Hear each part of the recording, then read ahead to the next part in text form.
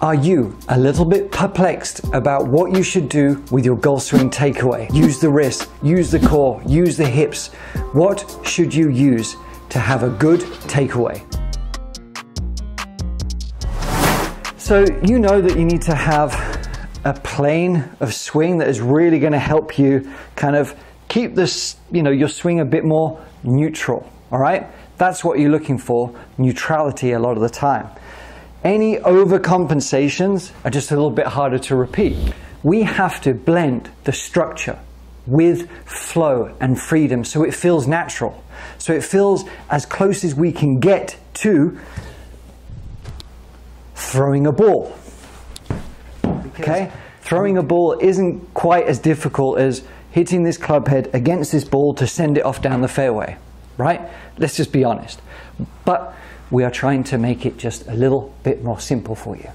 So one of the feels I want us to look at today, instead of trying to take away with your wrists, instead of trying to do a really rigid one-piece takeaway here, we're going to solve a couple of things. We're going to focus on a takeaway that is not using the tiny sort of muscles in your body or the feel so much. What we're going to do is actually combine our natural throwing action, throwing something this way, okay?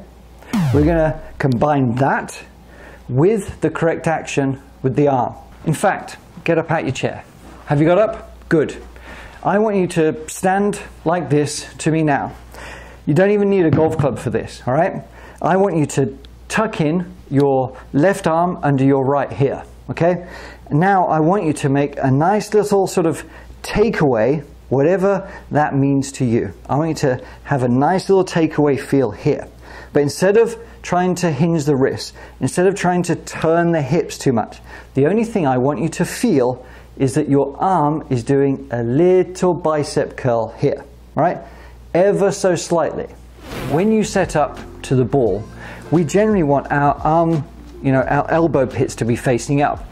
Be cautious of anything different to that. If your elbows are kind of pointing this way or in, it's going to make a takeaway a lot harder. So stand there. Keep your arms straight out, okay? Just at your side. I want you to turn your hands over. You can even hold them up this way. You can turn the hands over, right?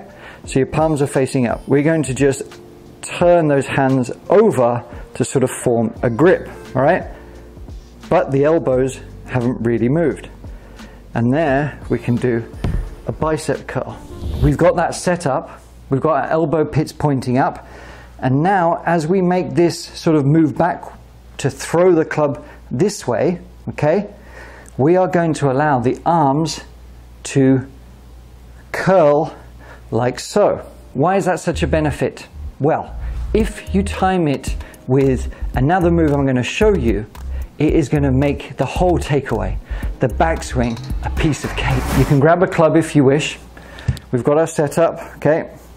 We're re-gripping the club, but my elbows are pointing up, so it's easy for me to hinge like so. Now I'm going to form a takeaway where I'm feeling like I am, yes, using momentum, using my feet to keep the club on plane, right? To start that momentum.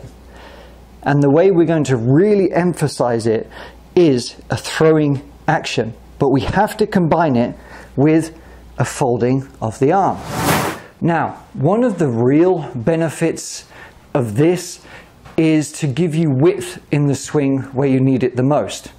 Because it's not about getting it wide to begin with, because what happens there, we get narrow this way and we form that kind of swing, right? We want to have width where it matters, sort of towards the top of the swing, then as we're delivering back into the ball. If we create all that width there, we've got nowhere to go for that elasticity, and we then sort of end up getting a bit narrow or too jammed here. It kind of sucks, or we allow too much arm flex this way. We need to have a bit of structure here, and setting it up to begin with from the takeaway, right, is going to give you that sensation. It's going to give you that structure. So if you notice here, if you zoom in, you'll see that my elbow's quite close I'm not jamming it in, right? I'm not jamming it in here at all. It has freedom, but it's quite close to my rib cage. And then from there, I can extend up and create that width, all right? But all of the time when I'm feeling this movement, I'm not really thinking about anything with the wrists.